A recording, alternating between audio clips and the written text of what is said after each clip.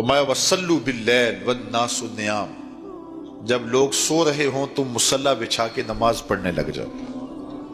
تمہارا رب کے ساتھ تعلق اس قدر مضبوط ہونا چاہیے کہ ایسے وقت میں کہ جب لوگ سو رہے ہوں تو تم سجدہ ریز ہو جاؤ، تاکہ ریاکاری کا امکان بھی مسترد ہو جائے۔ تو یہ چار کام جب تم کرو گے، رسول کریم نے ارشاد فرمایا تدخل الجنہ بالسلام، جنت میں سلامتی سے داخل ہو جاؤ۔ راستے کے جو مراحل ہیں، جنت کے اندر پہنچنے کے جو مراحل ہیں،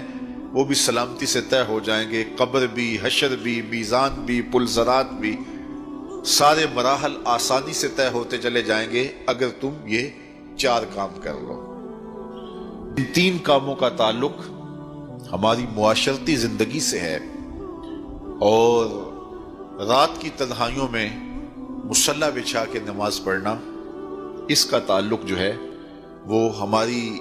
نجی زندگی سے ہے، اور وہ جتنی تنہائی میں ہو اس قدر ہی اللہ کی رحمتیں زیادہ اترتی ہیں۔ دکھلاوے کی نمازیں اللہ قبول نہیں کرتا۔ قرآن مجید میں سورہ ماعون کے اندر ارشاد فرمایا سو خرابی ہے ان نمازیوں کے لیے جو اپنی نمازوں سے غافل ہیں اور لوگوں کو برتنے کی چیزیں بھی نہیں دیتے، معمولی چیزیں جو ایک دوسرے کو ہم عاریتاً دے دیتے ہیں وہ بھی نہیں دیتے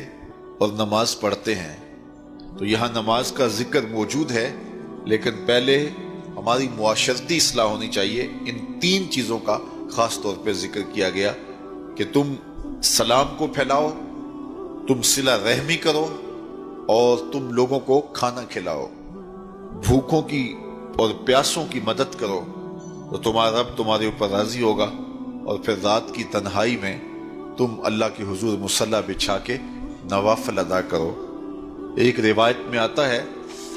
کہ جب کوئی شخص رات کی تنہائی میں اٹھتا ہے اور اپنی بیوی کو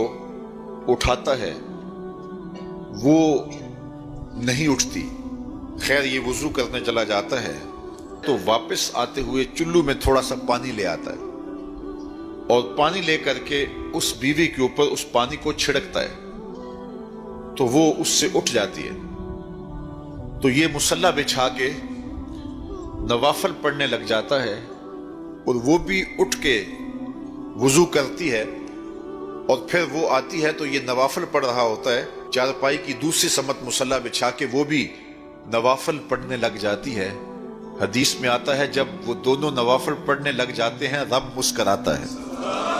اپنی شان کے مطابق رب مسکراتا ہے کہ میرے بندے کس طرح مخلوق سے چھپ کے میرے حضور سجدہ ریز ہیں۔ تو راتوں کی تنہائیوں میں جب لوگ سوئے ہوئے ہوں تو اس وقت سجدے کا ویسے لطف بھی اپنا ہی ہوتا ہے،